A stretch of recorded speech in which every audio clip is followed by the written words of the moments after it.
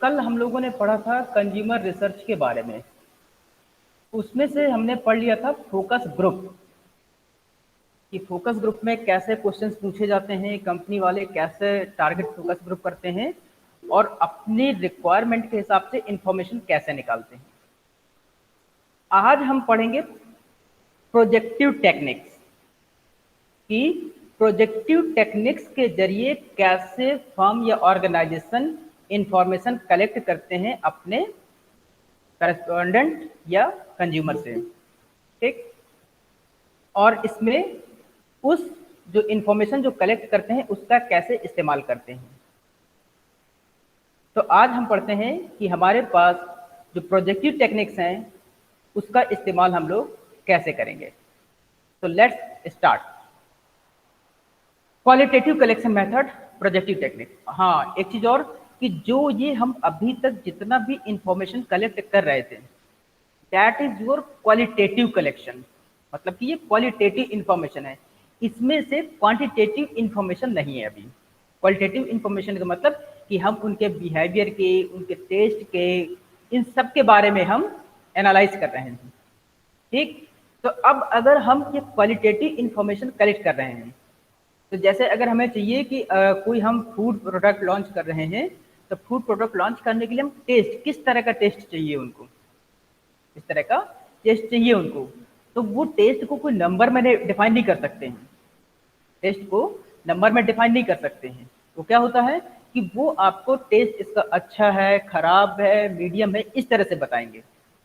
तो ये एक उसकी फीलिंग्स होती हैं, ये उनकी फीलिंग्स होती हैं जो हमको बताती हैं। अब जैसे आपने किसी कोई फूड प्रोडक्ट है, मान लीजिए आपने पिज्जा बनाया है, तो पिज्जा में अगर आपने मिर्च ज़्यादा डाल दिया तो कंज्यूमर बताएगा कि इसमें मिर्च थोड़ा ज़्यादा है, तो अगली बार से आप उसमें बताएंगे कि इसमें मिर्च आपको कम डालना है। ठीक, तो अब ये प्रोजेक्टिव टेक्निक्स कैसे इसमें इस्तेमाल होंगी हमें इंफॉर्मेशन कलेक्ट करने में। हमारे पास जो प्रोजेक्टिव टेक्निक्स होंगी वो कैसे इस्तेमाल होंगी उनको देखें। सबसे पहला जो कॉमन प्रोजेक्टिव एक्सरसाइजेस हैं वो क्या होती हैं? Word associations. वर्ड एसोसिएशंस, इसमें क्या होता है, the researcher has a list of words, उसके पास कुछ शब्दों की लिस्ट होती है। Okay, some of them to be studied and some just as filler. जैसे उसमें से कुछ आपको देखना होता है और उसमें कुछ को आपको फिल करना होता है। The researcher asked the respondents to react one at a time. जैसे उसने कोई शब्द बोला और आपको उस पर रेस्पोंडेंट करना होगा उसी समय। उससे क्या होता है ना कि आपकी जो फीलिंग्स होती हैं वो तुरंत रिएक्ट करती हैं। ठीक है ना। To each word by stating और writing on a pad the first word that comes to mind and I explain the link. अब मान लीजिए इसको हम ऐसे समझ सकते हैं, जैसे आपने कभी वो फायर राउंड वगैरह सुनते हैं ना, जब अगर कभी कोई सीरियल वगैरह देखें तो फायर राउंड होता है, उसमें क्या होता है, उसमें फटाफट क्वेश्चंस पूछे जाते हैं, उसमें फटाफट क्वेश्चंस पूछे जाते हैं और आपको बताना होता है कि आपको इसको एक वर्ड में इसका आंसर देना है। आपको इसमें एक वर्ड में इसका आंसर देना है। तो जैसे उन्होंने पूछा कि आपने होटल से कभी तौलिया चुराया है कि नहीं चुराया है, तो हाँ या ना। ठीक, अब जो ये आप तुरंत रिएक्ट करते हैं तो उसमें आपका माइंड उतना काम नहीं करता है। उसमें क्या होता है कि आपके माइंड में जो पहला क्लिक हुआ, क्योंकि अगर जैसे भी कोई क्वेश्चन पूछा जाता है तो उसमें जो पहला रिएक्शन आपने किया होगा या एक्सपीरियंस किया होगा वो आपका रिस्पॉन्स होगा। ठीक है ना। जैसे अगर कोई बहुत ही एक्सपर्ट होता है, वो क्या कहते हैं कि लोग कुछ अगर खिला पिला देते हैं तो लोग जो है वो सही बोलने लगता है। तो ऐसे ही हमारा माइंड जब अगर हम कोई क्वेश्चन पूछते हैं तो उसमें क्या होता है कि वो कुछ देर के लिए सोचता है, और अगर हम आपसे कहें कि तुरंत तुरंत आपको जवाब देना है तो आपका माइंड उसमें क्लिक नहीं कर पाता है। तो आपके माइंड में जो सबसे पहला टर्म आएगा आप उसी को कर देंगे। जैसे बचपन में हम लोग एक गेम खेलते थे, कौन सा, चिड़िया उड़ने वाला, ये उड़ वो उड़, इस तरह से बोलते थे ना। तो कभी कभी हम ऐसे एनिमल का नाम ले देते थे जो उड़ नहीं सकता था, लेकिन चूंकि हमारा माइंड ऑलरेडी पहले प्रीसेट है, हमारा माइंड ऑलरेडी प्रीसेट है, तो हम उसी तरह से रिएक्ट करते हैं। तो इसको बोलते हैं वर्ड एसोसिएशन। या हम कह देते हैं कि आपको हम कोई एक चीज ऐसी क्वेश्चन पूछ रहे हैं जिसमें आपको इसका एक जवाब देना है, एक वर्ड में आप उसको लिखिए। तो मान लीजिए हमने आपसे कोई क्वेश्चन पूछा और आपने उसका जो जवाब लिखा है, तो उससे हमें आपके बारे में पता चलता है कि आप इस चीज के बारे में क्या सोचते हैं। जैसे अगर हमारे यहाँ 60 बच्चों की क्लास है, मैंने कहा कि एक XYZ सर हैं, वो आपको कैसा पढ़ाते हैं, तो जरूरी नहीं है कि 60 बच्चों का आंसर एक जैसा हो। कोई उनको लिखेंगे सही पढ़ाते हैं, कोई लिखेंगे एवरेज पढ़ाते हैं, कोई लिखेंगे खराब पढ़ाते हैं। इस तरह से हर किसी का माइंड जैसा क्लिक करता है, उनकी फीलिंग्स वो उसमें अपनी रिप्रेजेंट करेंगे।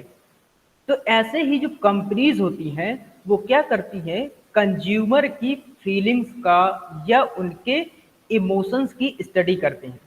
तो अगर आप कभी देखें जो एडवर्टीजमेंट होता है, जैसे एक एडवर्टीजमेंट आता है झंडू केसरी जीवन, झंडू केसरी जीवन, उसमें क्या है कि जो ओल्ड एज के लोग होते हैं वो उनके लिए प्रोडक्ट बनाया गया है, उसमें ओल्ड एज के लिए प्रोडक्ट वो बनाया गया है। तो उसमें दिखाते हैं कि अगर आप झंडू केसरी जीवन ले रहे हैं तो आप कैसे भी 70 ईयर्स में 80 ईयर्स की एज में भी कैसे फिट रहते हैं।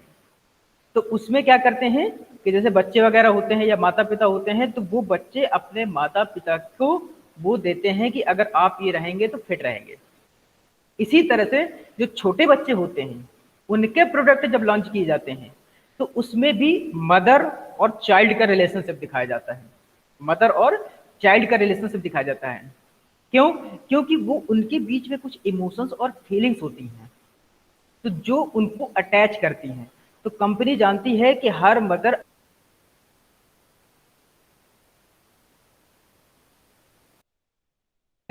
जो ऐसा एड डिजाइन करेंगे कि जिसमें मदर और चाइल्ड का रिलेशनशिप डीपली दिखाया जाए।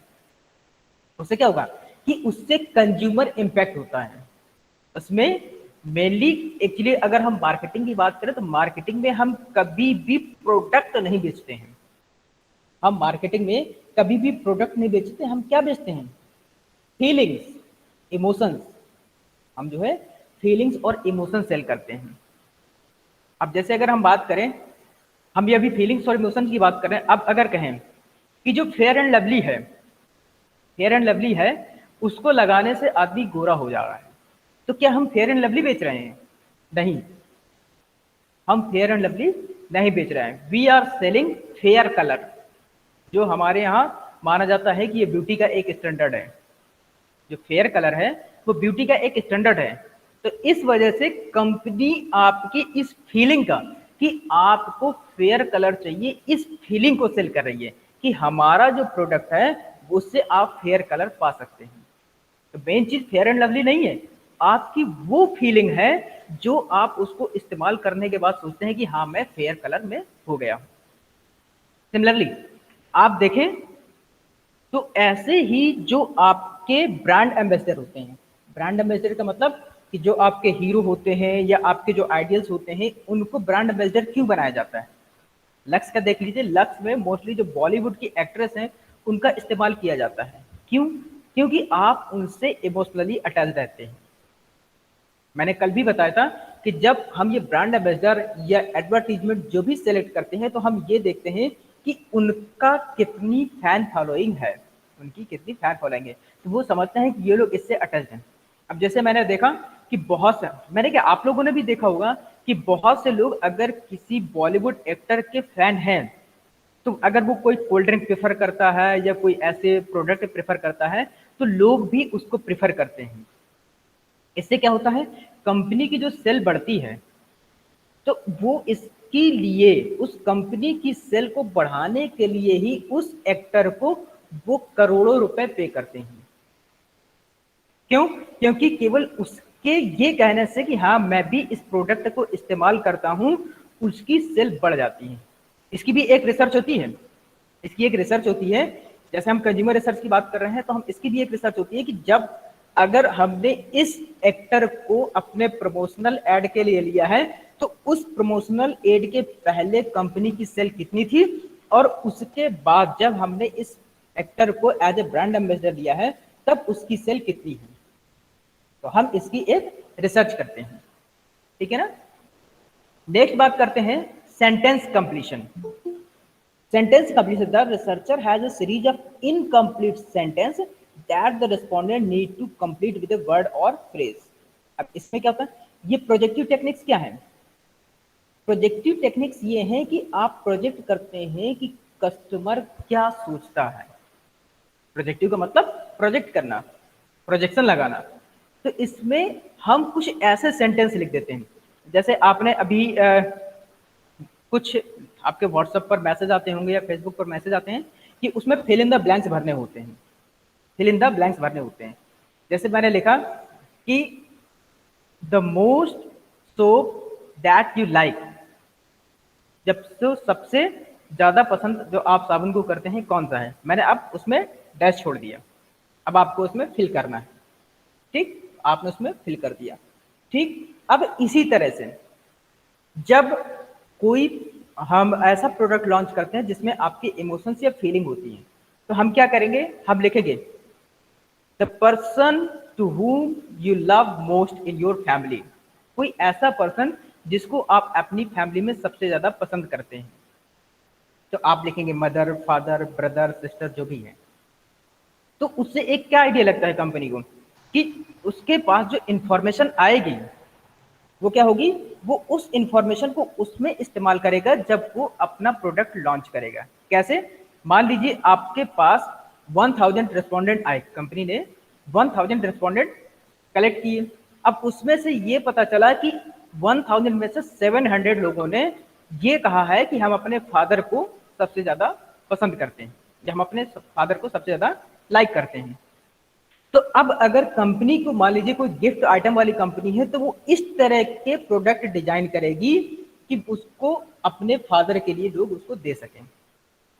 या अगर मदर बोलते हैं तो फिर वो इस तरह के प्रोडक्ट डिजाइन करेगी कि लोग अपनी मदर को, जैसे मदर्स डे में या आप कभी उनकी एनिवर्सरी में या उनके बर्थडे पर, जो इस तरह की कंपनीज होती हैं वो क्या करती हैं, लॉन्च करती हैं प्रोडक्ट कि आप उनका जो सेलिंग है वो इस तरह से बढ़ाएं कि आप अपनी फीलिंग्स जो है अपने मदर या फादर के साथ शेयर करें। क्यों, क्योंकि आप वो जानते हैं कि आप अपने मदर या फादर के इतने क्लोज हैं तो आप उसको क्या देना चाहते हैं। जैसे जब उन्होंने पूछा कि आप मदर या फादर को किसको ज्यादा पसंद करते, तो मान लीजिए 700 लोगों ने लिखे फादर। अब आपके फादर सबसे ज्यादा क्या पसंद करते हैं, उनका सबसे ज्यादा क्या पहनते हैं, उनका पसंदीदा कलर क्या है, उनका पसंदीदा टेस्ट क्या है, आप इस तरह से पूछते चले जाएंगे तो उनको आपके फादर के बारे में सारी इंफॉर्मेशन मिल जाएगी।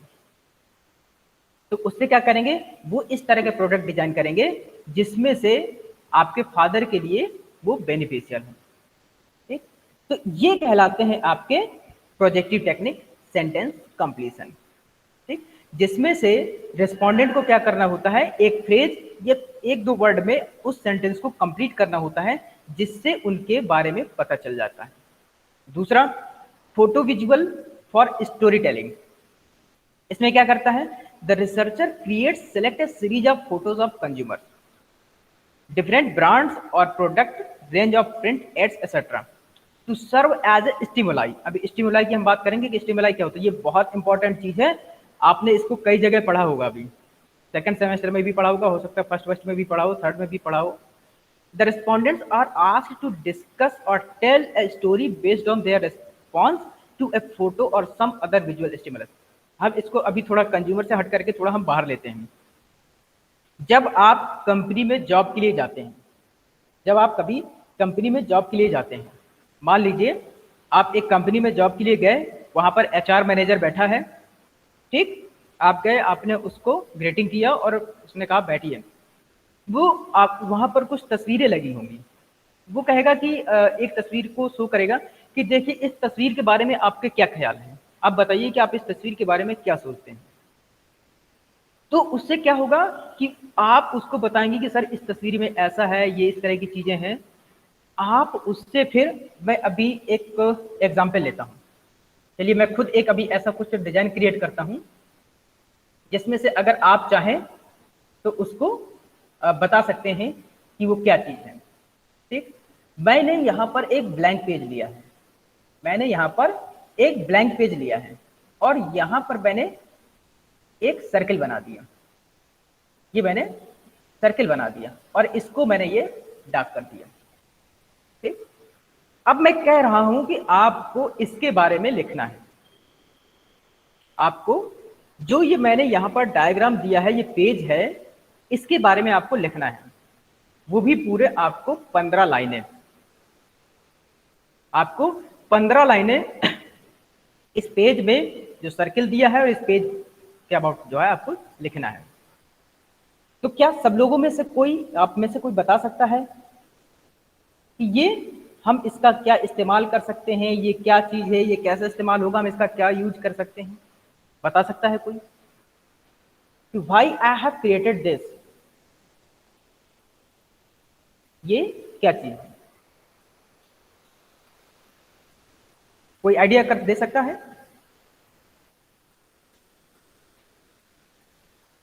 चलिए, ये एक एग्जाम्पल है किसी कंपनी का, मान लीजिए। तो मोस्टली लोगों ने क्या किया कि उसमें उन्होंने उस सर्किल के बारे में लिखा जो डार्क सर्किल यहां पर प्रेजेंट किया गया है। यहां पर ये मैंने जो एक छोटा सा डार्क सर्किल बनाया है इस पूरे पेज पर, और मैंने कहा कि आपको इसके बारे में लिखना है, इसका आप क्या इस्तेमाल कर सकते हैं, ये क्या चीज है। तो अगर हम 30 लोगों में से पूछें तो मुझे उम्मीद है और आप लोग भी सोच रहे होंगे कि इसमें से ये कोई डार्क सर बिंदु है, इसका क्या इस्तेमाल, इसको ऐसे इस्तेमाल कर वैसे। क्या आपने कभी सोचा कि जो ये खाली पेज है, लगभग 98% ये खाली पेज है, इसका क्या इस्तेमाल होगा? आपने मोस्टली लोग केवल उस पॉइंट, उस डार्क सर्किल के बारे में सोचते हैं जो यहां पर दिया हुआ है। बहुत कम ही लोग ऐसे होंगे जो डार्क एम्प्टी पेज है उसके बारे में सोचते हैं। इससे क्या पता चलता है? इससे हमें ये पता चलता है कि लोग कितने क्रिएटिव हैं, लोग कितने क्रिएटिव हैं। तो इसी तरह से कंपनीज क्या करती हैं, अपने कस्टमर्स के रिस्पॉन्स को लेने के लिए वो कोई फोटो दिखाएंगी, कोई इमेज होगा, कोई पिक्चर होगा, या कोई एड वगैरह दिखाते हैं। जो एड वगैरह दिखाए जाते हैं तो कैसे, वो इसी तरह से दिखाए जाते हैं। आपको क्या होता है, आपको बहुत खींच के, बहुत 30 से 40 सेकंड का कोई ऐड होता है, बहुत खींच के ज्यादा होता है, 1 मिनट का हो गया। उस 30 या 40 सेकंड में वो पूरी स्टोरी बता देते हैं अपने जो भी प्रोडक्ट उनका होता है। मान लीजिए आपका थम्स अप है, पेप्सी है, या कोई बिस्किट है, या कोई सोप है, या कोई और भी शूज है। उस 15 से 20-30 सेकंड में वो पूरा हर चीज डिस्प्ले कर देते हैं उसके बारे में। ऐसे ही जब मैंने आपसे केवल इस डॉट के बारे में पूछा था तो मोस्टली लोग जैसे सोचते हैं इस डॉट के बारे में, बाकी के बारे में नहीं सोचते। तो ये क्या चीज है, हम जब कोई भी एड डिजाइन करते हैं तो इस तरह से डिजाइन करते हैं कि वो हर चीज बहुत ही कम समय में बता दें। ठीक, अब जो ये चीजें होती हैं वो एज ए स्टिमुलाई का काम करती हैं। स्टिमुलाई का मतलब होता है आपको इंस्पायर करती हैं। स्टिमुलस माने मतलब वो आपको उद्दीपन करती है। जैसे अगर मैं थोड़ा सा वैसा लूं जिस तरह के यहाँ पर बच्चे हैं, तो अगर हम यहाँ देखें तो अगर कोई बच्चा कोई स्मोकिंग करता है, कोई बच्चा अगर स्मोकिंग करता है तो वैसे स्मोकिंग का ऐड तो हमारे यहाँ बैन है, लेकिन अगर कोई बच्चा स्मोकिंग करता है और स्मोकिंग का ऐड आ रहा है और उसमें दिखाया जा रहा है कि इस तरह की स्मोक करने से आप थोड़ा कूल फील करते हैं, ये ऐसा है, तो वो बच्चे जरूर उसको ट्राई करते हैं। इसका एग्जाम्पल आप अपनी क्लास में भी ले सकते हैं कि जब भी कोई बच्चे कोई ऐसी चीज देखते हैं जो उनको लगती है, जैसे कोई गैजेट हो गया, मोबाइल वगैरह हो गया, या इसके अलावा कोई ड्रेस वगैरह हो गई, कोई शूज वगैरह हो गई, उन्होंने देखा कि ये कोई ऐसा उनके आइडियल या कोई एक्टर या कोई पड़ोस में या मोहल्ले में कोई ऐसा है जो अमीर आदमी है, जिससे वो लोग स्टिमुलस होते हैं, जो स्टिमुलस का काम करते हैं, मतलब कि मोटिवेट होते हैं। तो अगर कोई ऐसा पर्सन उनको इस्तेमाल करता है तो वो भी उसके लिए इंस्पायर होते हैं, मोटिवेट होते हैं कि हमारे पास भी काश ऐसा होता। तो अभी अगर आप देख रहे हो तो हमारे यहाँ का सिस्टम क्या है कि बहुत से लोगों के पास ऐसे मोबाइल हैं जो सिंपल होते हैं, लेकिन जब वो देखते हैं कि हमारे बगल वाले के पास एक अच्छा मोबाइल है तो वो सोचता है मेरे पास भी ऐसा मोबाइल होना चाहिए। तो फिर बहुत से बच्चे अपने घर में जिद करते हैं कि हमें भी इस तरह का मोबाइल चाहिए। तो फिर माता पिता के पास पैसा हो चाहे ना हो, फिर वो उस बच्चे के लिए वो कोशिश करते हैं कि वो उसको मोबाइल दिला सकें। ठीक, तो वो क्या होता है कि हमें एक छोटी सी चीज में पूरी स्टोरी कहनी होती है।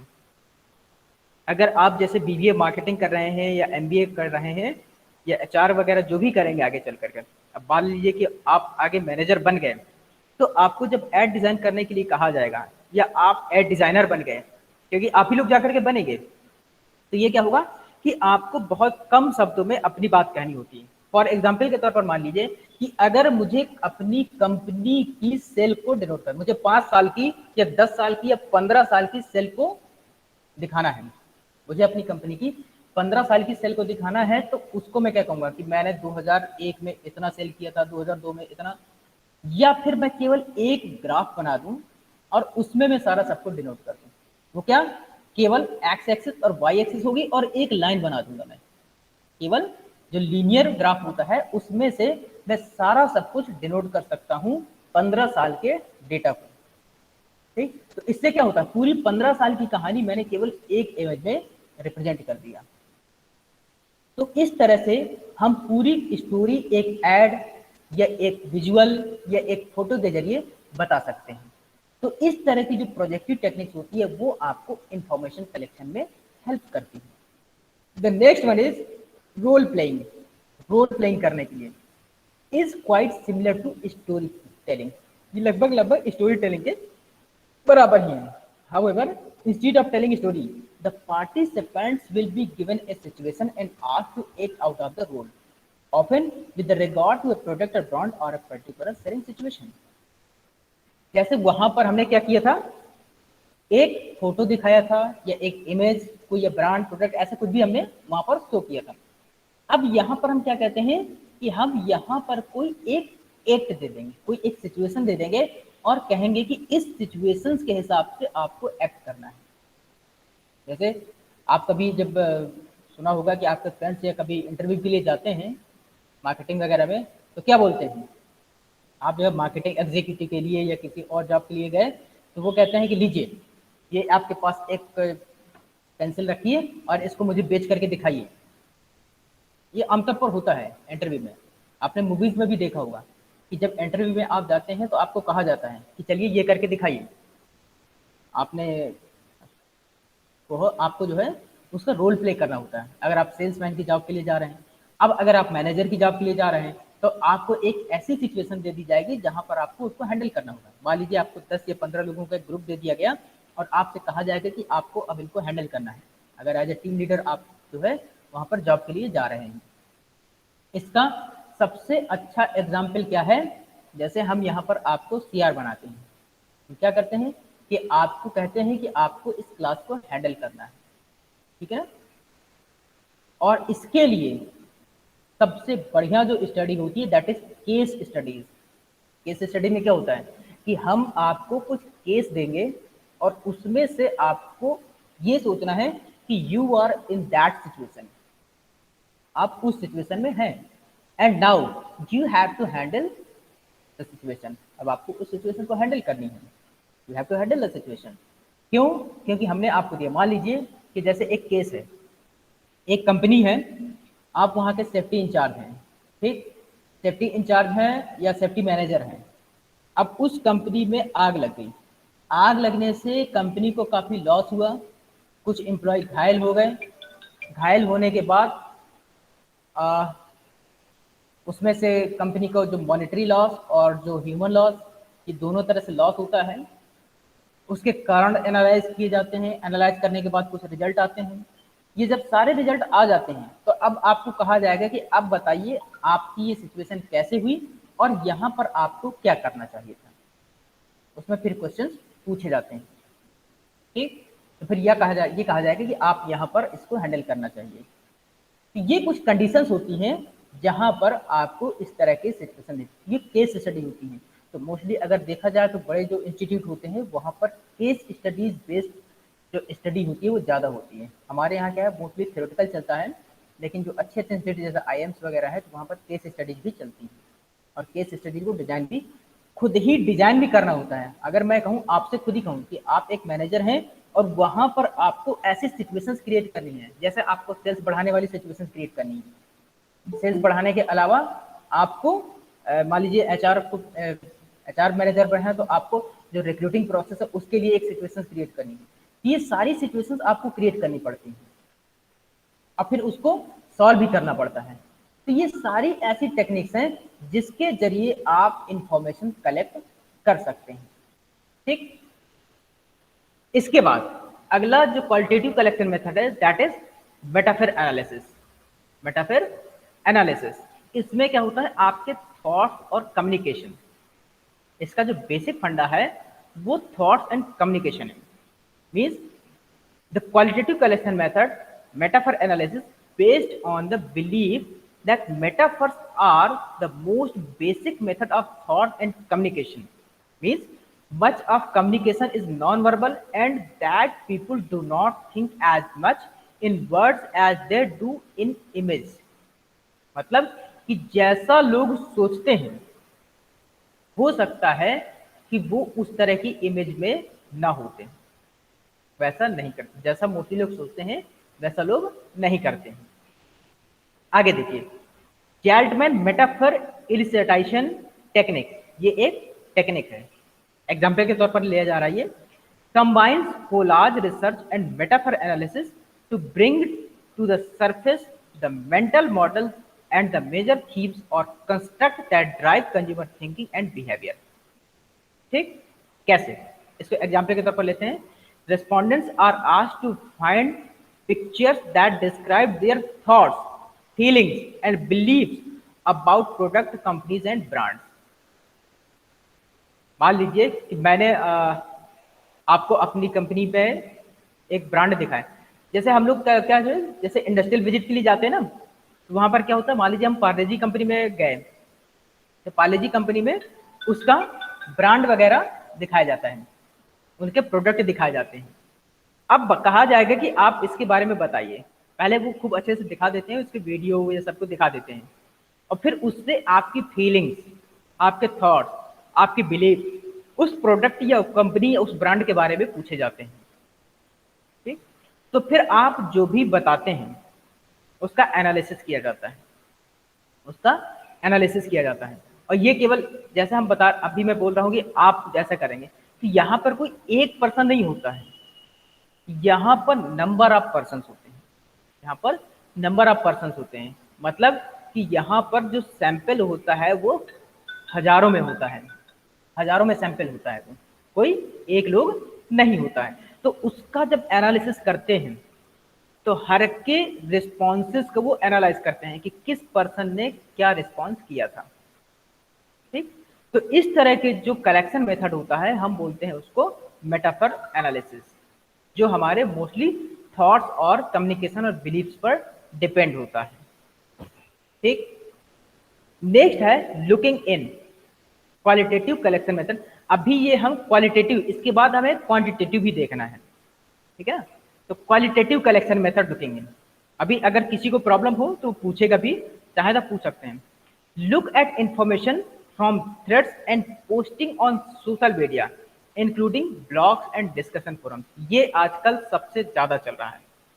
लुकिंग इन, आप लोग क्या करते हैं, आपके पास एक गुड मॉर्निंग का मैसेज आया और आपने उसको सबको चिपका दिया, मतलब कॉपी पेस्ट कर दिया। Look at information from threads and posting on social media, आपके blogs, WhatsApp, Facebook, Twitter, Instagram, इस सब पर आपने इसको लगा दिया।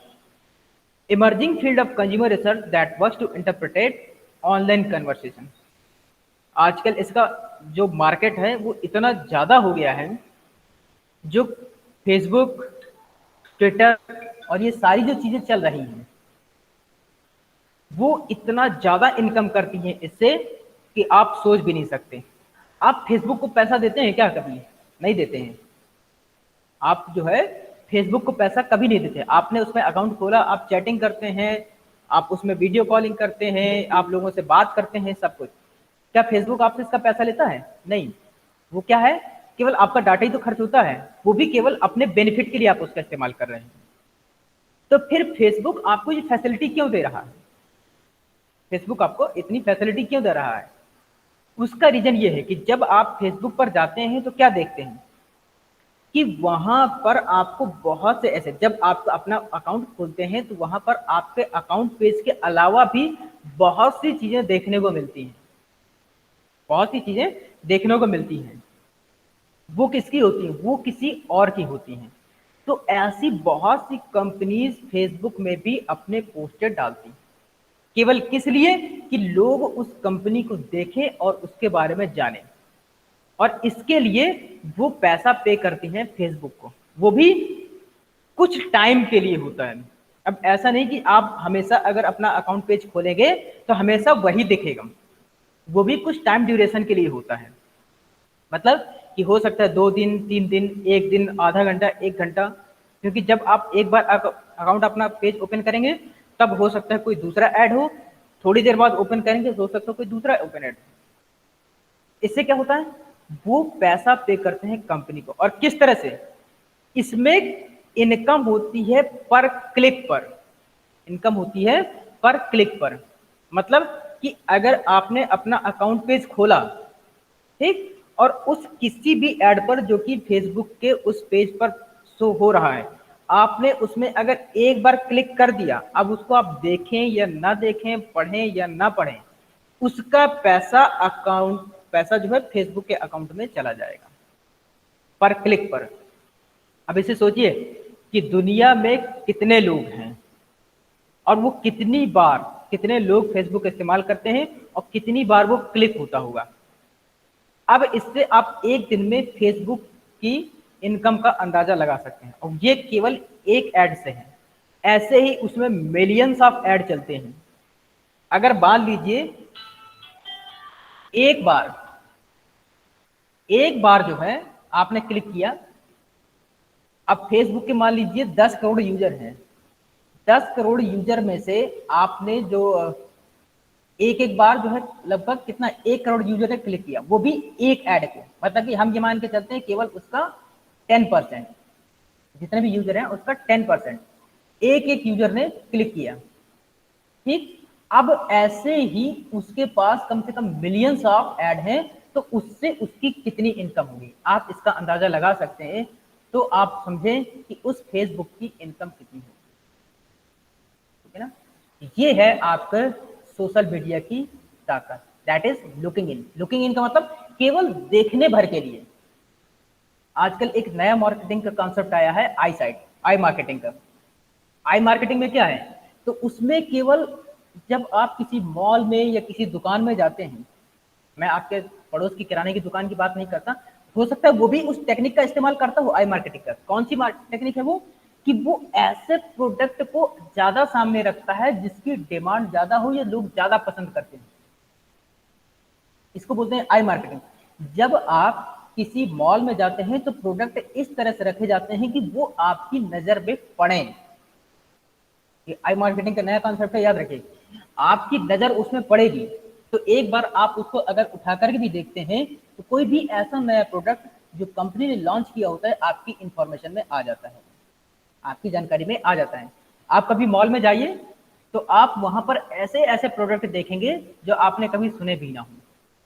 जब ऐसे प्रोडक्ट लॉन्च होते हैं तो वो सामने रखे जाते हैं, क्यों? क्योंकि आप जब वहां जाएं तो आप उनको देखें, ठीक है ना। तो ये है आपका लुकिंग इन, ठीक। Methodology capture consumers experience, opinions, forecast, needs and interest, growth in social marketing.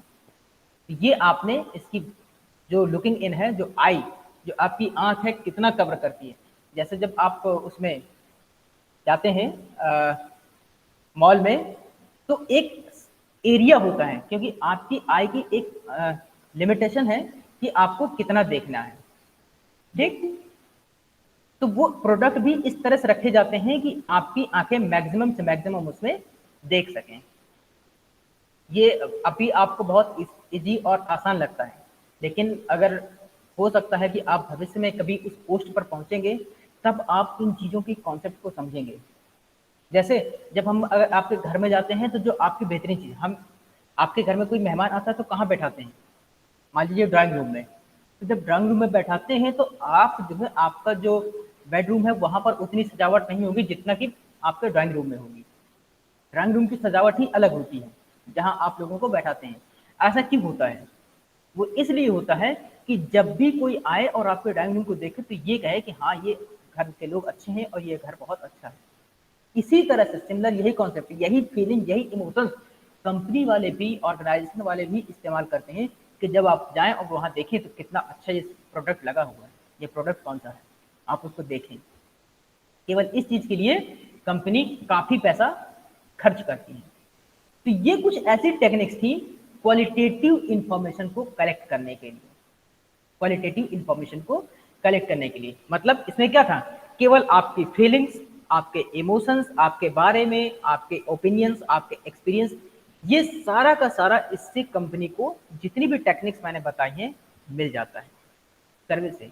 जैसे ऑब्जर्वेशन एक मेथड होता है, एक मेथड होता है ऑब्जर्वेशन। उसमें क्या होता है, आप जब कभी जाते हैं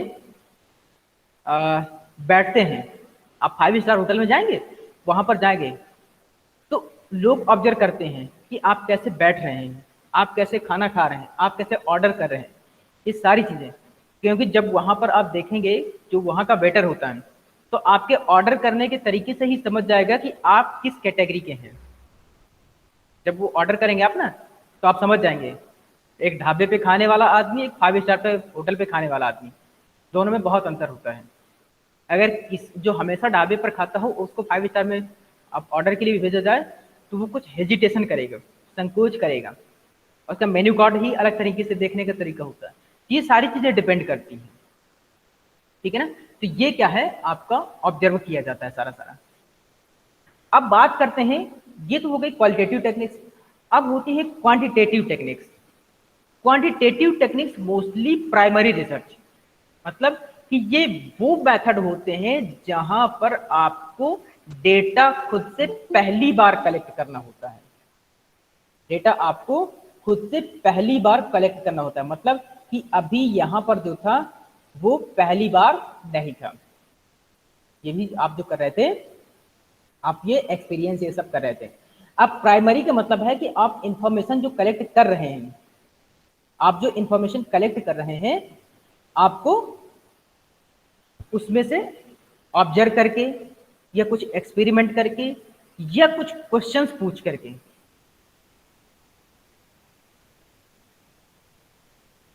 लिए ठीक। तो इसके कुछ मेथड्स हैं। पहला है ऑब्जर्वेशन, जैसा कि मैंने अभी बताया। दूसरा है एक्सपेरिमेंटेशन और तीसरा है सर्वे क्वेश्चनेयर। सर्वे क्वेश्चनेयर का मतलब कि मैं अभी एक सैंपल भी दिखाऊंगा कि वो कैसे किया जाता है, ठीक।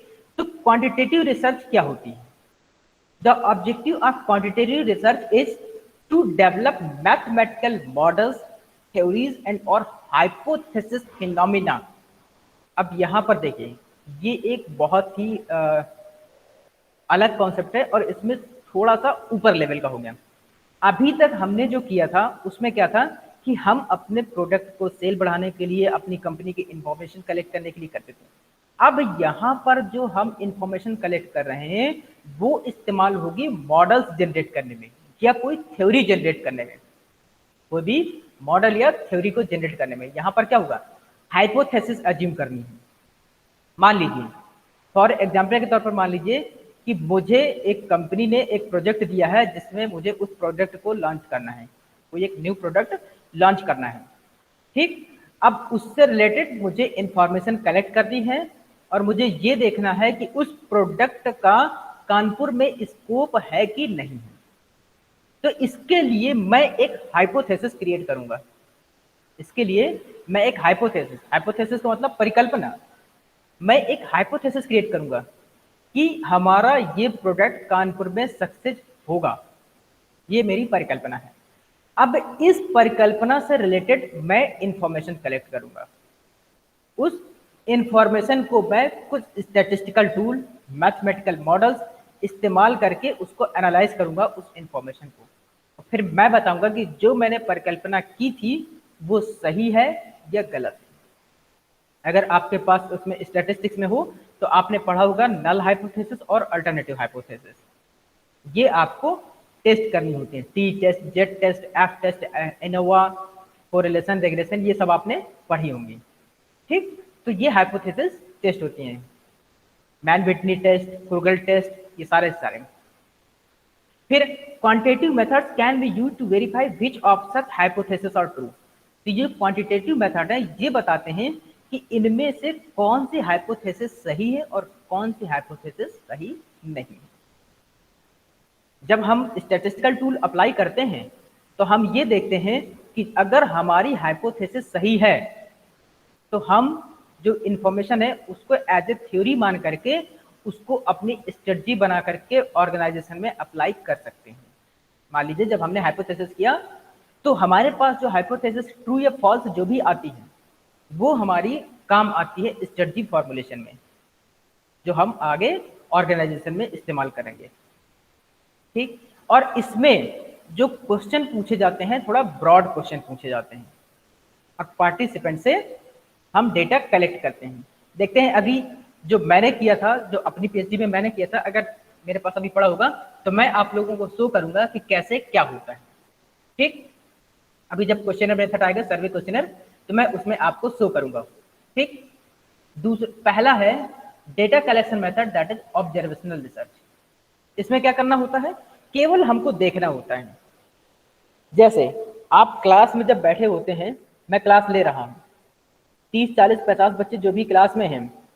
अब अगर मैं बैठ के देखूं, मैं अगर क्लास ले रहा हूं तो क्या जरूरी है कि सारे बच्चे क्लास में बहुत ध्यान से पढ़ते हैं? आपने देखा होगा कि जब हम क्लास लेते हैं तब पीछे के बहुत से बच्चे ऐसे हैं जो बात करते रहते हैं। ठीक, अब देखिए इसको हम इस तरह से समझते हैं। मान लीजिए मैं एक कंपनी रन करता हूं। ठीक, कंपनी रन करने के लिए मुझे एक प्रोडक्ट लॉन्च करना है। लॉन्च करने के लिए मुझे ये देखना है कि इसमें से कितने लोग मेरे प्रोडक्ट में इंटरेस्टेड हैं और कितने लोग नहीं। ठीक, अब मैं इसको अपनी क्लास के एग्जाम्पल से रिलेट कर रहा हूँ। मैं क्लास ले रहा हूँ और मुझे ये देखना है कि कितने बच्चे मेरी क्लास में सिंसियरली पढ़ते हैं और कितने बच्चे नहीं पढ़ते हैं। एक तो से मैच कीजिएगा। ठीक, अब मैं क्या करता हूं कि जब क्लास ले रहा हूं तो मैं अपने सभी बच्चों को कुछ बोलता नहीं हूं, मैं ना उनसे मैं कुछ पूछता हूं, केवल ऑब्जर्व करूंगा। क्या, उनको केवल वॉच करूंगा। ठीक, अब मैं वॉच करता हूं क्या कि कोई पीछे बच्चा बात कर रहा है, कोई किसी से लड़ाई कर रहा है, कोई म्यूजिक सुन रहा है, कोई अपना दूसरे का पेन खींच रहा है, कोई किसी के बाल खींच रहा है। हाँ, कुछ बच्चे देखो तो कुछ अपने ध्यान से पढ़ रहे हैं, कुछ बच्चे किसी बातों में लगे हैं। ये केवल मेरा ऑब्जर्व करते हैं। तो इससे मेरे दिमाग में क्या बनता है कि कौन से बच्चा किस तरह का है, कौन सा बच्चा किस तरह का है।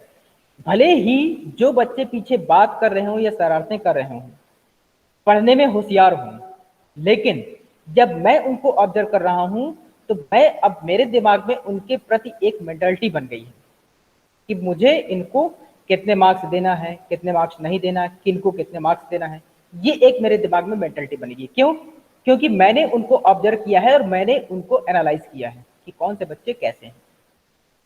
क्योंकि मुझे देखना है कि केवल मुझे एक ही चीज लेकर के नहीं चलनी कि केवल बच्चा पढ़ने में ही अच्छा हो, मुझे उनका बिहेवियर भी देखना है, मुझे उनको सोसाइटी के लिए भी तैयार करना है। वैसे ही जैसे कि जब हम अपना प्रोडक्ट लॉन्च करते हैं तो हम ये नहीं देखते कि हम केवल अपना प्रोडक्ट लॉन्च करें अपने बेनिफिट के लिए, वो किसी के लिए हार्मफुल ना हो, लोगों को उससे मैक्सिमम बेनिफिट्स हो, हमारी जो कॉर्पोरेट सोशल रिस्पॉन्सिबिलिटी है वो भी बनी रहे। ऐसी बहुत सी चीजें हम लोगों को देखनी पड़ती हैं। तो सिमिलरली हम इसके जरिए क्या है, हम डेप्थ अंडरस्टैंडिंग होती है केवल वॉच करने से। आप कभी यहाँ पर मॉल वगैरह में जाएं तो जो सीसीटीवी कैमरे लगे होते हैं तो केवल वो इसलिए नहीं लगे होते हैं कि लोगों को चोरी से बचाने के लिए, वो वहां पर इंफॉर्मेशन कलेक्ट करते हैं इस तरह के ऑब्जर्वेशन के लिए। जो आप गेम सेक्शन में जाएंगे कभी मॉल में तो गेम सेक्शन में देखें कि कुछ लोग जो है गेम खेलते हैं, कुछ लोग बैठे रहते हैं।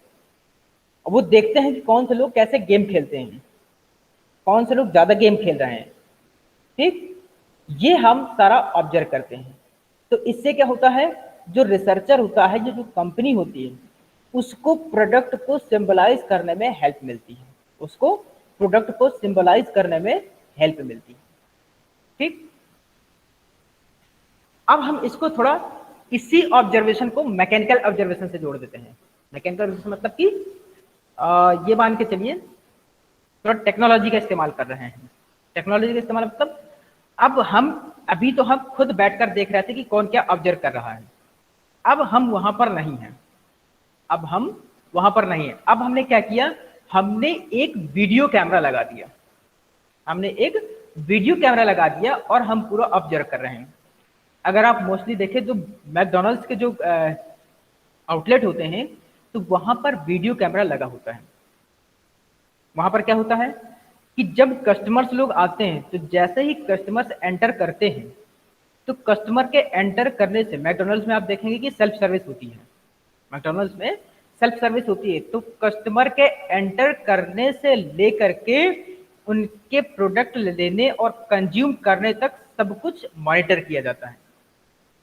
अब वो कोई इंडिविजुअल या पर्सन मॉनिटर नहीं करता है, वो करता है आपका कैमरा, जो वीडियो टेक्नोलॉजी है वो आपको मॉनिटर करती है। ये जो आपका सेल्फ सर्विस की जो बनी है मैकडॉनल्ड्स में, ऐसे ही नहीं बनी है, वो इस तरह के ऑब्जर्वेशन करने के बाद ही बनी। ठीक है ना। तो जो मैकेनिकल ऑब्जर्वेशन होता है उसमें क्या होता है कि उसमें हम टेक्नोलॉजी का इस्तेमाल करते हैं और हम उसको रिकॉर्ड कर लेते हैं। रिकॉर्ड करने के बाद फिर हम उसमें देखते हैं कि जैसे एक चीज क्या होती है, फ्रीक्वेंसी। अब मान लीजिए कि मैंने कहा कि मैकडी में हमने वीडियो कैमरा लगाया, अब दिन भर में मान लीजिए 15 कस्टमर आए, 20 कस्टमर आए। अब अगर वहां पर कस्टमर ज्यादा आते हैं, मान लीजिए हफ्ते में 3 दिन या 4 दिन कस्टमर ज्यादा आ गए, कुछ ऐसे डे होते हैं जहां पर कस्टमर ज्यादा आते हैं, तो इससे मैकडी के ऑनर को या मैकडी जो आउटलेट है उसको ये पता चलेगा कि हमें इस दिन, जिस दिन कस्टमर ज्यादा आते हैं उसने उसमें वीडियोग्राफी में देखा, हमें इस दिन अपनी सर्विसेज बढ़ाने की जरूरत है, हमें इस दिन अपनी सर्विसेज बढ़ाने की जरूरत है, हम इस दिन कुछ और भी नया ट्राई कर सकते हैं, हम इस दिन अपने कस्टमर्स जो आते हैं उनको आप कुछ और फैसिलिटी दे सकते हैं। ये सारा का सारा कंपनी ऑब्जर्व करके डिसाइड करती है। ठीक, जैसे यहां पर देखिए मैंने एक एग्जाम्पल लिया हुआ, Foxwoods casino uses mechanical observation research. ये कैसीनो का है, आप कैसीनो में देखेंगे तो लोग जो वहां पर गैम्बलिंग करते हैं, यहां पर मैंने डिफरेंट डिफरेंट दिया हुआ है, आप चाहे तो इसको पढ़ लीजिएगा। यहां पर हर पर्सन को ऑब्जर्व किया जा रहा है, यहां पर डिफरेंट डिफरेंट टेबल्स हैं गैम्बल्स की, वहां पर पर्सन को ऑब्जर्व किया जा रहा है कि कौन किस तरह से खेलता है, कितना पैसा लगाता है। कैसीनो में ये बहुत होता है। कैसीनो में अगर आप कभी देखें तो जो कैसीनो का ऑनर होता है वो अपने ऑफिस में बैठा उस पूरे कैसीनो को ऑब्जर्व कर रहा होता है कि कौन सी टेबल पर कौन खेल रहा है, कितना पैसा लगा रहा है, वो सारा का सारा ऑब्जर्व करता है। आज जब उसको लगता है कि कोई एक ऐसा कस्टमर है कुछ ज्यादा पैसे लगाता है, तो आपने कभी अगर देखा हो तो इस तरह के कस्टमर को कैसीनो के ऑनर लोग कभी कभी एक्स्ट्रा बेनिफिट या उनको एक्स्ट्रा सर्विसेज देते हैं। वो जब आते हैं तो उनके लिए स्वागत, उनको बढ़िया चाय पानी भी पूछना, इस तरह से चीजें होती हैं वो। अब इस तरह का ऑब्जर्वेशन ये समझिए कि अगर आप किसी होटल में जाते हैं और 2-4 बार वहां गए तो लोगों ने ये ऑब्जर्व किया कि यहाँ पर ये आता है और अच्छे से रहता है, तो होटल वाले फिर आपको एक्स्ट्रा फैसिलिटीज देते हैं। सर आइए, जब अगली बार जब पहुंचेंगे 2-4 बार जाने के बाद जब आपका रिलेशन अच्छा हो जाता है तो खुद ही आपको बुलाएं, सर आइए बताइए क्या करना है, ये तो एक्स्ट्रा फैसिलिटीज देते हैं। ठीक, फिर दूसरा मेथड है एक्सपेरिमेंटेशन। एक्सपेरिमेंटेशन में क्या होता है, एक्सपेरिमेंट करना होता है। Can be use to test the relative sales appeal of many types of variables. इसमें हम कई तरह के वेरिएबल्स का इस्तेमाल करते हैं। वेरिएबल्स का मतलब यहाँ पर कोई फैक्टर्स होते हैं, मतलब यहाँ पर हम फैक्टर होते हैं सेल्स अपील्स को से संबंधित। हमारी जो कंपनी होती है हम उसको सेल्स को बढ़ाने के लिए हम कुछ ऐसे फैक्टर्स को इस्तेमाल कर सकते हैं या उनको ट्राई कर सकते हैं। ठीक, जो हमारे सेल्स को अफेक्ट करते हैं। An experimental is usually controlled with only some variables manipulated at a time while the others are constant. अब एक तौर पर इसको ऐसे समझिए कि हमारे पास कुछ ऐसे वेरिएबल्स हैं, ठीक है ना, जिनको हम मैनिपुलेट कर सकते हैं। वेरिएबल्स का मतलब यहाँ फैक्टर, फैक्टर्स का मतलब कुछ ऐसे कारण होते हैं जिनको हम मैनिपुलेट कर सकते हैं। मैंने आपको बताया था कुछ इंटरनल फैक्टर होते हैं, कुछ एक्सटर्नल फैक्टर होते हैं। तो कुछ फैक्टर ऐसे होते हैं जिनको हम कंट्रोल कर सकते हैं और कुछ ऐसे फैक्टर्स होते हैं जिनको हम कंट्रोल नहीं कर सकते हैं। तो जो कंट्रोलेबल होते हैं हम उनको मैनिपुलेट कर सकते हैं। अब ऐसा नहीं कि अगर हमने अपने किसी एनालिसिस में मान लीजिए 10 फैक्टर को लिए हैं तो 10 के 10 हम मैनिपुलेट कर देंगे, ऐसा नहीं होता। हमारे पास केवल कुछ ही ऐसे फैक्टर्स होते हैं जिनको हम मैनिपुलेट कर सकते हैं। ऐसा नहीं कि हम 10 फैक्टर लिए हैं तो हम 10 को मैनिपुलेट कर देंगे, ठीक है ना। एक या दो और खींच के अगर एक्स्ट्रा हो तो 3 कर दिया, बाकी के फैक्टर्स आपके सेम वैसे ही रहेंगे, ठीक है ना। जब हम ऑपरेशन रिसर्च पढ़ाते हैं तो मैंने आपको बताया था कि हम उसमें क्वांटिटेटिव इंफॉर्मेशन का इस्तेमाल तो करते हैं, लेकिन जो इंफॉर्मेशन हम इस्तेमाल कर रहे हैं, जो उसका आउटपुट आता है, उसको जो डिसीजन मेकर होता है वो अपने डिसीजन से इम्प्लीमेंट करता है। क्यों? क्योंकि उसमें जो इमोशंस, फीलिंग्स होती हैं, ह्यूमन बिहेवियर होते हैं, उसमें उसको इंक्लूड नहीं किया जाता है। पीछे अगर आप देखें तो जो क्वालिटेटिव था तो उसमें हमारे पास फीलिंग, इमोशंस, ये सारी कुछ हमने इसमें ध्यान दिया था। लेकिन जब हम क्वांटिटेटिव इंफॉर्मेशन कलेक्ट करते हैं तो हमारे पास उसमें फीलिंग्स के लिए, इमोशंस के लिए प्लेस नहीं होता है, ठीक। तो experimentation can be conducted in laboratories और इन द फील्ड। जो हम एक्सपेरिमेंट करते हैं तो हम अगर हमारा सोशल साइंस से रिलेटेड कुछ ऐसे प्रोडक्ट से रिलेटेड है तो हम उसको फील्ड पर जाकर के कर सकते हैं, लोगों से पूछ करके कर सकते हैं एक्सपेरिमेंट जो होते हैं। या कुछ ऐसे होते हैं जिनको हम जो है लेबोरेटरी या प्रयोगशाला में भी कर सकते हैं। बात करते हैं discuss question. What my direct marketers test in experiments, ये आप लोगों के लिए है। ये क्वेश्चंस मैंने आप लोगों से पूछे हैं। जब आप दोबारा वीडियो देखेंगे तो ये क्वेश्चंस आप अपने आप से पूछिए। What my direct marketers test in experiment, ये मैंने जो फैक्टर्स बताए हैं आपको, अब आपको सोचना है ये चीज कि अगर आप कोई एक्सपेरिमेंट कर रहे हैं, आप मान लीजिए कोई कंपनी चला रहे हैं, ये मैनेजर हैं, तो ऐसे कौन से फैक्टर्स हैं जो आपको डायरेक्ट करते हैं, डायरेक्ट मतलब कि आपको अफेक्ट करते हैं आपकी सेल्स को, ठीक। How can they use the result, और उनका रिजल्ट में आप कैसे इस्तेमाल कर सकते हैं। ये क्वेश्चंस आपके लिए हैं, आप अपने आप से पूछिए। अगर आप जॉब करते हैं, वाकई में कंपनी में हैं, तो आप अपने आप से पूछिए और आंसर दीजिए। ये आप अपने खुद को सेल्फ, ठीक। नेक्स्ट है सर्वे डेटा कलेक्शन मेथड। इसके कुछ मेथड हैं, लेकिन इसमें से लगभग लगभग एक ही तरीका होता है आपको क्वेश्चंस पूछना। जो इसमें मेथड में बता रहा हूं ये सारे एक एक करके हम डिस्कस करेंगे। पर्सनल इंटरव्यू, मेल, टेलीफोन और ऑनलाइन। ये इस तरह से हम सर्वे कलेक्ट कर सकते हैं अपने इंफॉर्मेशन या डेटा को कलेक्ट करने के लिए। तो बात करते हैं इनके अलग अलग क्या एडवांटेजेस हो सकते हैं और इनके रिस्पॉन्सेज कैसे हो सकते हैं, क्या क्या हो सकता है। पहला, अगर हम मेल करते हैं तो आपका जो है जो कॉस्ट आती है बहुत कम आती है। टेलीफोन करेंगे तो थोड़ा सा खर्चा बढ़ जाएगा, और अगर पर्सनल इंटरव्यू करेंगे तो हाई खर्चा आएगा, क्योंकि बार बार आपको जाना पड़ेगा, उनसे पूछना पड़ेगा, हो सकता है आपको कुछ बेनिफिट भी देना पड़े। टेलीफोन से क्या है कि आपको केवल टेलीफोन का ही खर्चा आएगा। मेल में क्या है, केवल नेट का खर्चा, एक बार में आप कई मेल इकट्ठी भेज सकते हैं। ऑनलाइन का भी आपको इसमें लो, क्योंकि इसमें केवल नेट का खर्चा आएगा। रिस्पॉन्स रेट कैसा होता है, सीधी सी बात है, मेल भेजेंगे तो आपको हो सकता है कि कम लोग जवाब दें। पता चला कि आपने 100 लोगों को मेल भेजा है, उसमें से आपके पास 10 ही लोगों के रिस्पॉन्स लौट कर आए। आपने खुद देखा होगा कि आपके पास जो मेल आईडी है उसमें से कई मेल्स ऐसी आती रहती हैं जिसमें से आपको क्वेश्चन पूछे गए होते हैं। अब आप सोचिए कि आपने कितनों का जवाब दिया है, आपने कितनों का जवाब दिया है, तो मेल में जो रिस्पॉन्स रेट होता है वो कम होता है। इसी की बजाय अगर आप फोन करें तो उसमें से काफी कुछ लोग जवाब दे देते हैं, उसमें जो रिस्पॉन्स रेट होता है वो मॉडरेट होता है। इसके अलावा जो आपका पर्सनल इंटरव्यू होता है उसमें रिस्पॉन्स रेट हाई होता है, उसमें आप इंडिविजुअल सबसे मिलते हैं तो उसमें आपको पूरा रिस्पॉन्स मिल जाता है। सेल्फ सिलेक्शन, अब ऑनलाइन में सेल्फ सिलेक्शन का मतलब है आप इसमें खुद सेलेक्ट करते हैं कि आपको किसको भेजना है और किसको नहीं भेजना है। ठीक, अगले इसका है जियोग्राफिक फ्लेक्सिबिलिटी। जियोग्राफिक फ्लेक्सिबिलिटी में क्या होता है, मेल में ऑल ओवर वर्ल्ड में आप कहीं भी भेज सकते हैं, टेलीफोन में आप सबको कर सकते हैं, लेकिन अगर आप आईएसडी कॉल करेंगे तो फिर उसका कॉस्ट बढ़ जाएगा, तो इसमें टेलीफोन का जियोग्राफिक फ्लेक्सिबिलिटी ठीक ठाक होती है। जो पर्सनल इंटरव्यू होता है ये थोड़ा टफ होता है, क्यों, क्योंकि इसमें आपको भागा दौड़ी बहुत करनी पड़ती है। पता चला अभी कानपुर में आपने रामा देवी में किसी का इंटरव्यू लिया, फिर आपको कल्याणपुर में लेना है, ठीक है ना, फिर आपको घर जाना है किसी के, तो घर में जाना है तो किस तरह से मिलना है, ये थोड़ा डिफिकल्ट होता है, लोग जवाब देते हैं कि नहीं देते हैं। मेन चीज इसमें ये भी होता है, सबसे मेन चीज होता है पर्सनल इंटरव्यू में जवाब का देना, जवाब का देना। ठीक, अगला ऑनलाइन में भी एक्सीलेंट होता है, केवल इसमें आपका नेट का खर्चा और इसकी आप ऑल ओवर वर्ल्ड कहीं भी इसको कर सकते हैं।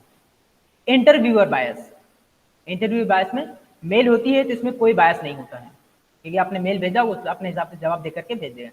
टेलीफोन में थोड़ा सा होता है, टेलीफोन में थोड़ा सा होता है क्योंकि इसमें थोड़ा सा चेंजेस हो सकते हैं, आप थोड़ा बहुत समझा देंगे तो थोड़ी बायसनेस आ सकती है।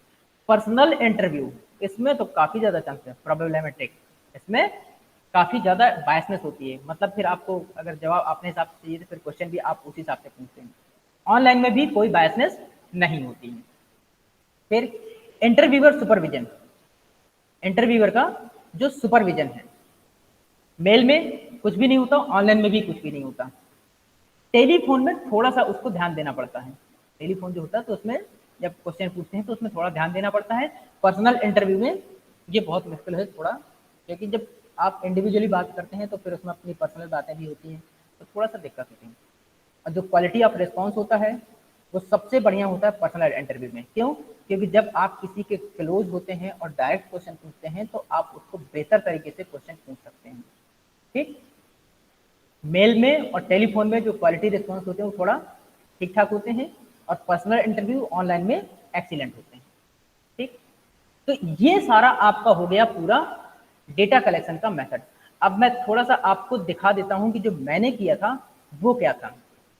तो जो क्वेश्चनर ये जितने भी चीजें हैं, तो टेलीफोन में तो आप पूछेंगे, मेल, ऑनलाइन और पर्सनल के लिए, पर्सनल में भी आपको क्वेश्चन पूछना पड़ता है, लेकिन मेल और उसके लिए जो हम भेजते हैं तो वो हम कैसे करते हैं, मैं आपको एक सैंपल दिखा रहा हूँ जो मैंने किया था, जो मैंने क्वेश्चन बनाया था। अब सोचिए कि कितना मुश्किल होता है डाटा कलेक्शन करना। अगर मैं अभी आपसे ही कह दूं कि मुझे आपसे डेटा कलेक्शन करवाना है तो आप खुद भी उस चीज के लिए मना कर सकते हैं। ये रहा मेरा क्वेश्चनर, देखिए, this is my questionnaire, questionnaire for assessment of market potential for solar energy product in Bundelkhand region. अब मुझे जो सोलर प्रोडक्ट होते हैं उनके मार्केटिंग के लिए, उनके मार्केट के लिए क्वेश्चंस पूछने थे। तो देखिए मैंने कितने 9 पेज का तो मेरा क्वेश्चनर है, क्या क्या भरना है इसमें, नाम, एड्रेस, मोबाइल नंबर, ईमेल, फिर कहाँ पर रहते हैं, एज कितनी है, जेंडर क्या है, एजुकेशन कितनी है, मैरिटल स्टेटस क्या है, ऑक्यूपेशन क्या है, मंथली इनकम क्या है। ये बहुत से लोग बताते हैं, बहुत से लोग नहीं बताते। तो अब आप अंदाजा लगा सकते हैं कि अगर मुझे 1200 लोगों से इंफॉर्मेशन कलेक्ट करनी है तो मैंने कैसे की होगी। मंथली इनकम, फैमिली की नेचर क्या है, साइज ऑफ फैमिली क्या है, आपकी जनरेशन कौन सी है, ये तो आपके हो गए डेमोग्राफिक। फिर डेमोग्राफी के अलावा फिर जो आपके स्केलिंग वाले क्वेश्चन आते हैं, ये है कि आप कितने पैसे बिजली में खर्च करते हैं। ये देखिए, ये सारा का सारा क्वेश्चन मैंने खुद जा करके भरवाए हैं लोगों से। फिर देखिए मैंने सारे क्वेश्चन पूछे हैं, आप क्या इस्तेमाल करते हैं, कब से इस्तेमाल करते हैं, कितना इस्तेमाल करते हैं, सेटिस्फाइड है कि नहीं है, कितने सेटिस्फाइड हैं, आपके लिए कितनी इंपॉर्टेंस है, कितनी इंपॉर्टेंस नहीं है, आप क्या जानते हैं क्या नहीं जानते हैं। ऐसे करके मैंने ये देखिए लगभग कितने हैं, 53 क्वेश्चन मैंने पूछे हैं। 9 पेज का क्वेश्चनर है मेरा। आप समझ सकते हैं कि इसमें मेरे कितनी प्रॉब्लम हुई होगी। तो ये था आपका टोटल कंज्यूमर रिसर्च के बारे में। ठीक, तो अब यहां तक मैंने जो बता दिया है, अगर किसी को कोई प्रॉब्लम हो तो पूछ सकता है।